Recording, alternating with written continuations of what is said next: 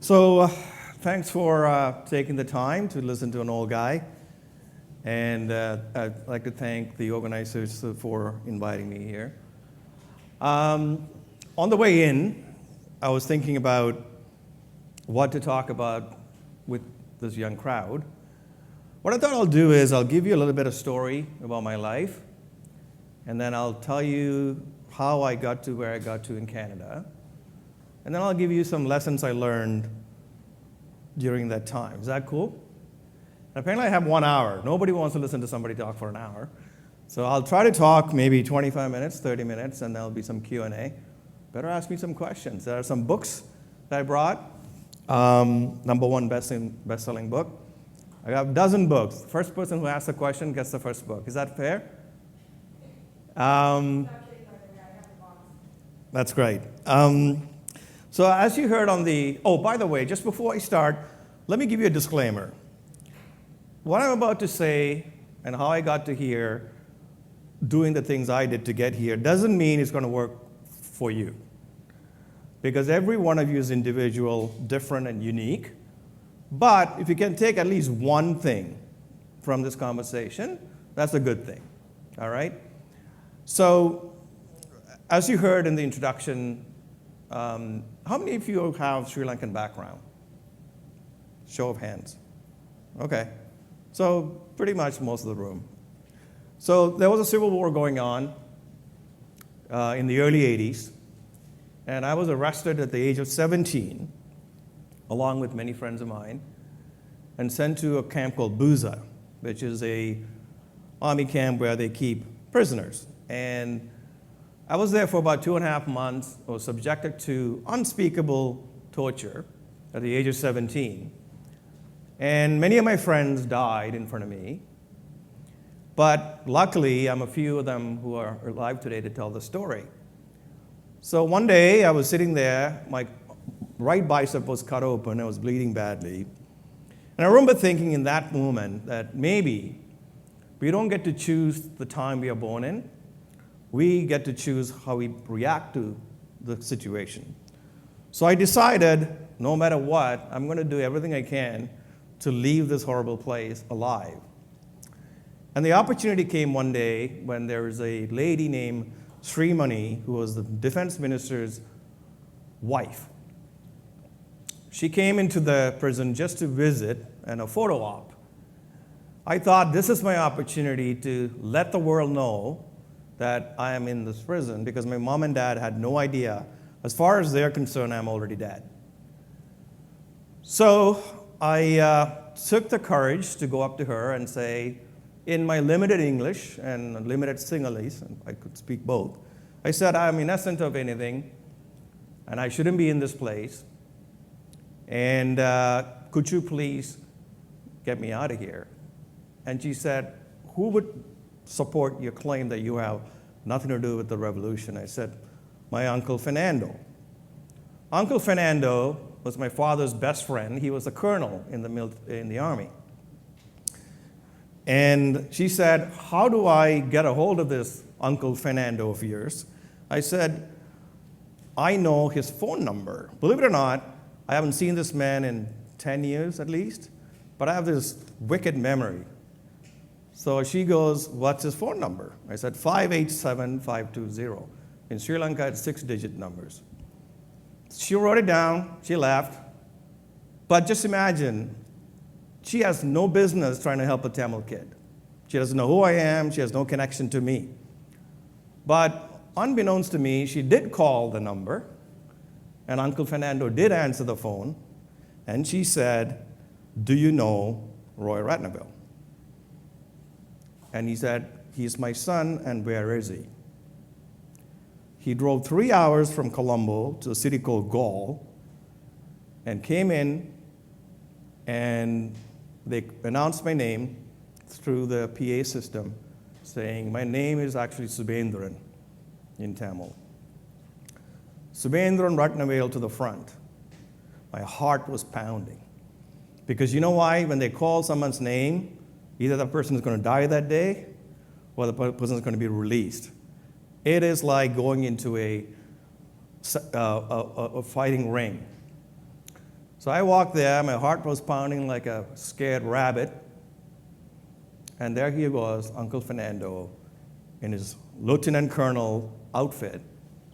And I came running at him because I was skinny, scared, and I came running at him. He kneeled down like this and hugged me and said, "Welcome home, Putta." Putta means, in Sinhala, son. And then put me in a Jeep, drove me back 3 hours. Auntie Swarna, his wife, cooked for me because I didn't eat properly. I was like rail thin.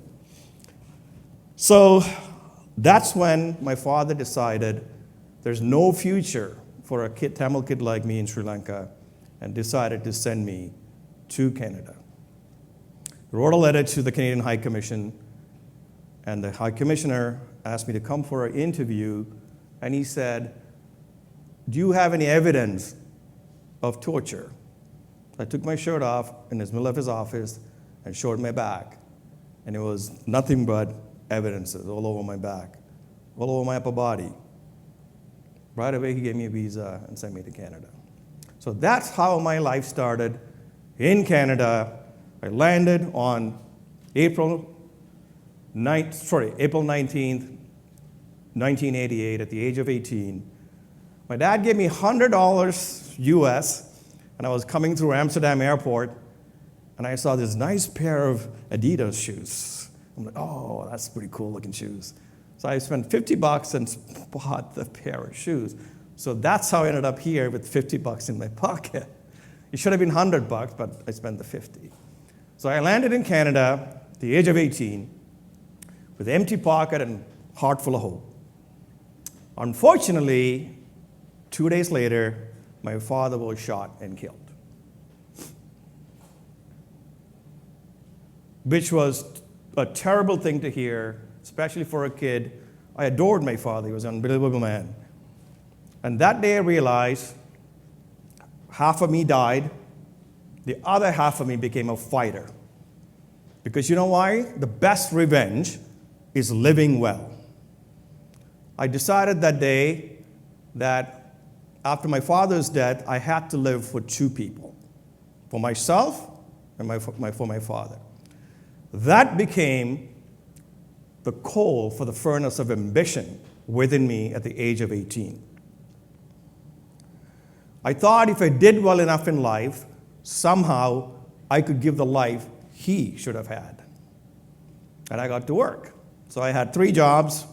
I was in the factory work during Monday to Friday, and every weeknight I would go clean buildings downtown. And then the other job I had was a security guard. And my uniform was 2 sizes too big. I was a skinny kid. Who would be scared of that guy as a security guard? But I did the job anyways. So one day I was cleaning the office building at 44 King Street West, Scotiabank building right at King and Bay, heart of Toronto's financial district. So cleaning this office is probably the size of this entire place. There was a big desk, nice couch, wine fridge, boardroom table, big credenza with family, dogs, picture, all that stuff. And I thought, it was a corner office. I should aspire to this. A few days later, I quit the job, all 3 of them. I went on a hunt to get a job on Bay Street. A nice lady finally gave me a job on Bay Street, 401 Bay Street. I don't know if you guys know where that is. You know where the clock tower is in Toronto, the old City Hall? The building is right across there. So I was the 25th employee on a firm that no one ever heard of. It's a family-owned business. I had about $200 million under management. I was the 25th employee. My extension number was 224. The CEO starts at 200, and mine was 224. So when I was working there, that was the beginning of my, say, luck changing. I met some people who took me under their wing and coached me, mentored me, took care of me, but I was also a very hard worker. I'm a very good listener. I'm very coachable. So 3 things right away that I'll give you right now. To be successful in life, Always outwork everyone around you, outwork everyone. Hard work wins. Listen. Listen to people who have done what you want to do. If they're successful, copy them as much as you can. But be yourself. Don't change to become them. Just copy them, because success leaves clues. Third, the most important, but it's very rare in people, is coachable. People are not coachable, generally. I'm very coachable. If somebody tells me you're doing it wrong, here's the right way, I'll change. To improve is to change. Don't be afraid of change, but be very, very afraid of not changing. That's another lesson.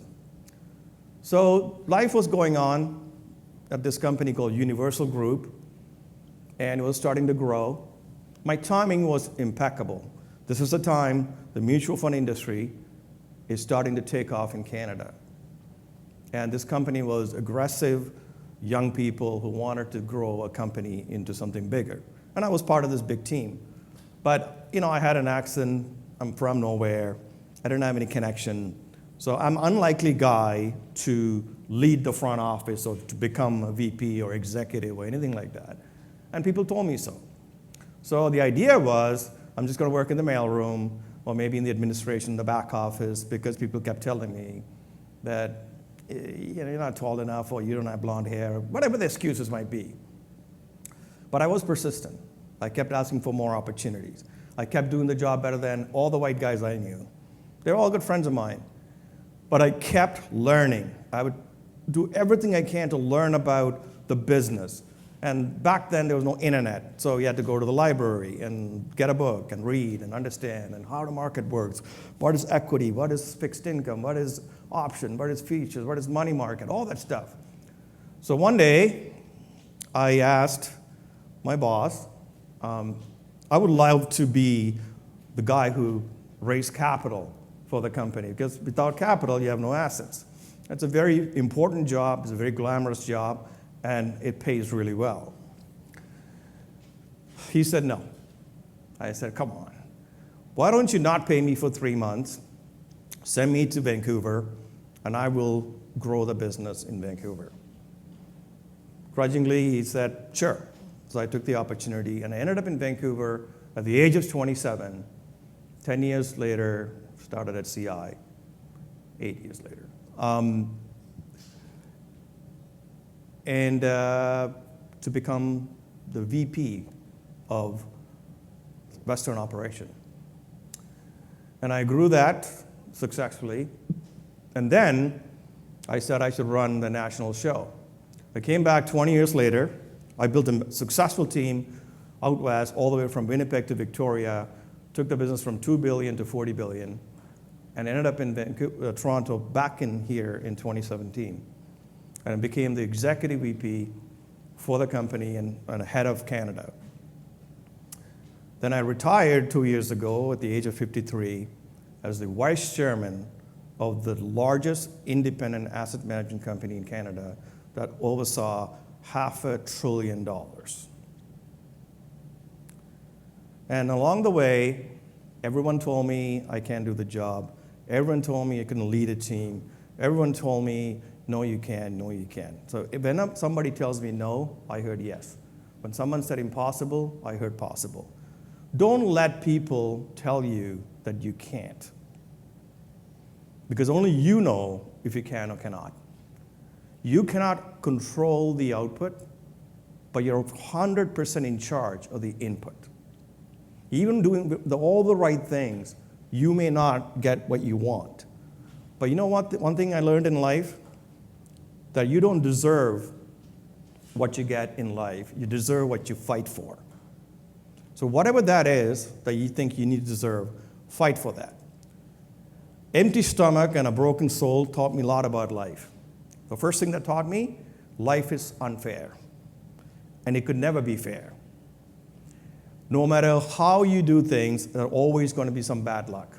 There's going to be bad, terrible things going to happen. It's life. But in life, all you can control is how you respond to life. Happiness in life begins in your mind and ends in your mind. So So have a positive attitude. Go after your dreams. Now, when I say that, I will say another thing here. People always tell you you can do anything you want if you put your mind to it. That's complete bullshit. I want to be 6'9" and playing in the NBA. That's never going to happen, no matter how much I try. Some people are born with unique talents. Every single one of you is good at something. Don't ever, ever chase your passion. Find out what you're good at and turn that into your passion with your hard work and your dedication. You know, my passion is to be a singer. It's not a chance, okay? But I'm good at talking to people. I'm very good at raising capital. I'm very good at explaining things. I learned that very early on in my life. So I put everything into it that made that into my passion. So that's another lesson I learned. Then came the book. I want to tell the story. I want to tell the story for many reasons. My story, your parents' story, your story, the collective Tamil story. There's not a single book that I can think of that told the Tamil suffering, Ulam Tamil suffering, to a non-Tamil audience in an effective storytelling way. So when I started talking to people about it, I was told again, you won't be able to write a book. Nobody would buy this book. Nobody will print this book. Nobody important will ever want to buy your manuscript and publish this book. Again, no. I wrote a book, went to an agent, he declined me, eventually he accepted me. Then I pitched the idea to Penguin Random House, the largest English language publisher in the world, hands down. They bought the manuscript and published the book. The very first week it became bestseller. The second week became #1 bestseller in Canada. In fact, it sold more books than Michelle Obama and Prince Harry. I'm very happy about the second one. And now I'm working potentially a movie deal. If it happens, it happens. If it doesn't, it doesn't. Now I give you one thing. Read the book if you have time. And if not, at least listen to the book. It's on the audio as well. I did the audio.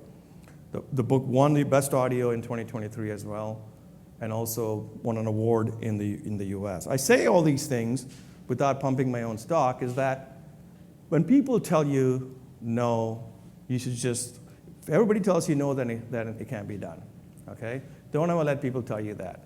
You fail on your own terms. So,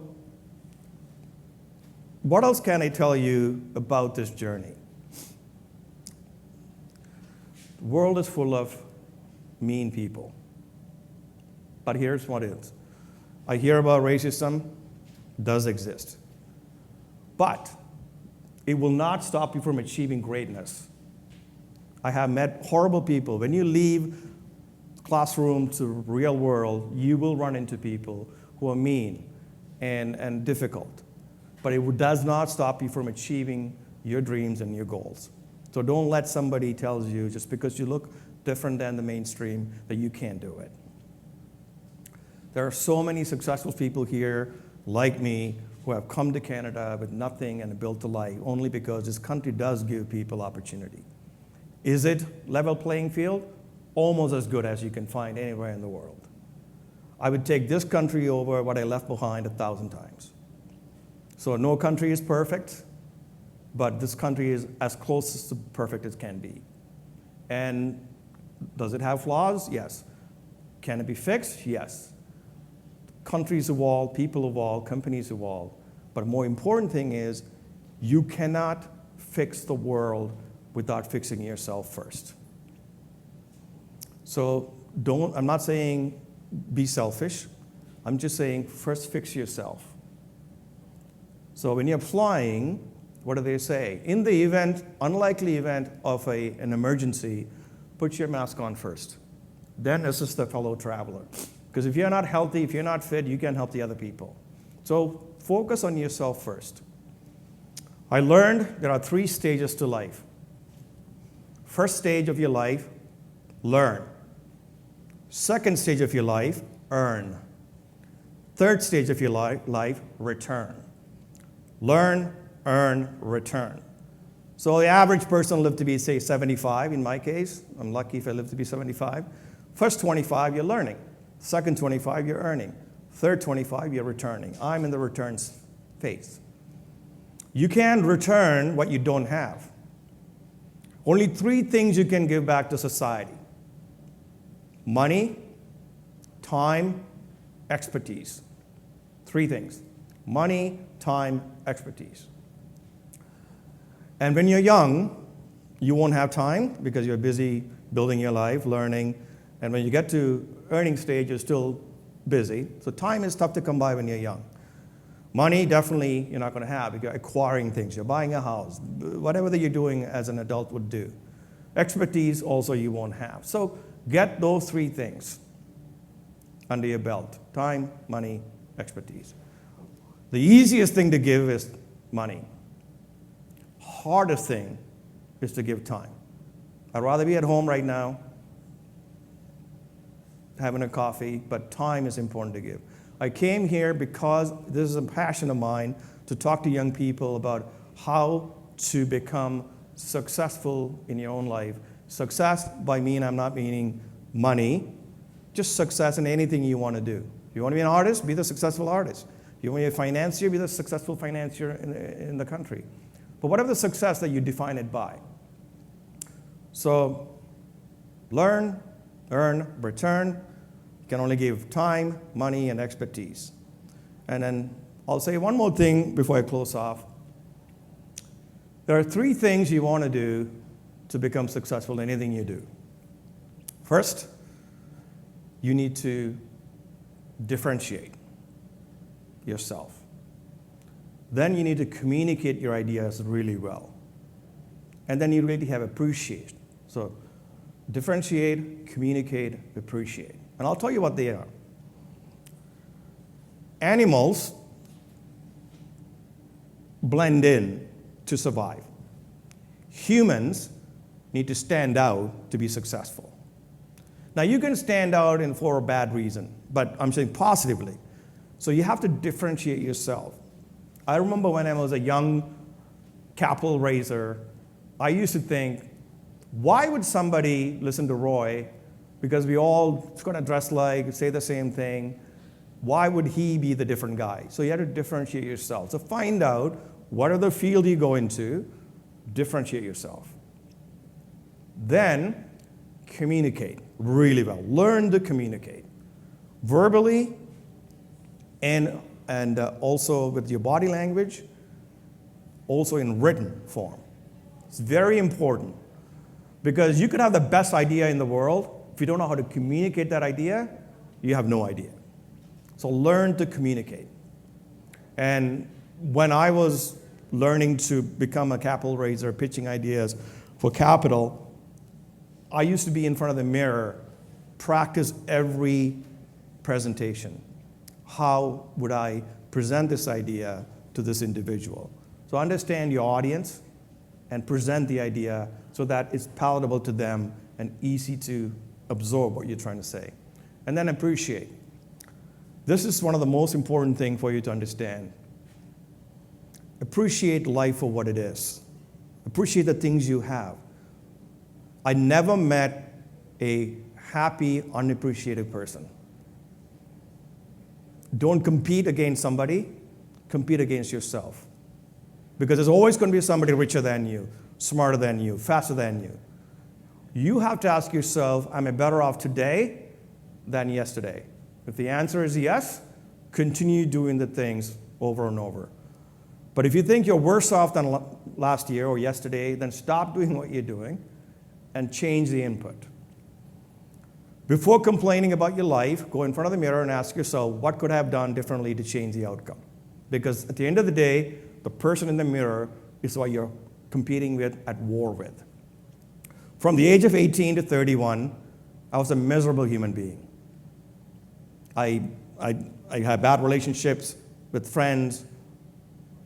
If I was my fiance, then as a husband, I did everything wrong because I blamed my trauma and what happened to me in the entire world.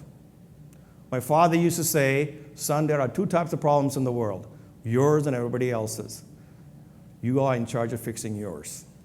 The other lesson he gave me, if you ask for sympathy, you'll get a lot of sympathy. But sympathy never solved an issue. When my father died, I was 18 years old. A lot of people call me or send me letters saying, please, look me up if you need anything. This many years later, 37 years later, I don't know where these people are. And I don't blame them. They have their own lives. So that is really the best advice I can give you today. You are in charge of your life. Think of yourself as a CEO of a company. Roy Ratnavel, Inc. I'm the CEO of this company. I'm in charge of everything I do. My input, my behavior, everything. So from 18 to 31, about 12 years, I did everything wrong. And then I realized one day, I'm not getting the I want to live for two people claim I made, I want to be successful claim I made. Nothing happened to me. Then I realized my input was terrible. So I had to have the output, terrible output. So I had to change the input. I have to change. So that change from 30 to 53 has been tremendous, right? I became coachable. I became appreciative. I became reflecting on my own failures and mistakes. So the lesson I leave behind today, and I'll wrap it up with this, is that human beings only should be guaranteed two things, just two things, freedom and choice. And this country gives you that. When you have those two precious commodities, you'll be rewarded for the good choices you make. You'll be punished or not rewarded for the bad choices you make. That is the price of freedom. I'll give you one small example. I'm well within the right to drink whatever I want to drink, alcohol. I can drink it. Nobody will stop me from drinking.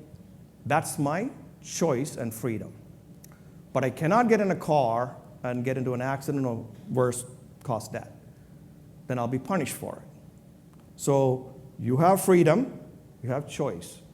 Use them wisely to your advantage. With that, I'll tell you all the best, and I'll stop there.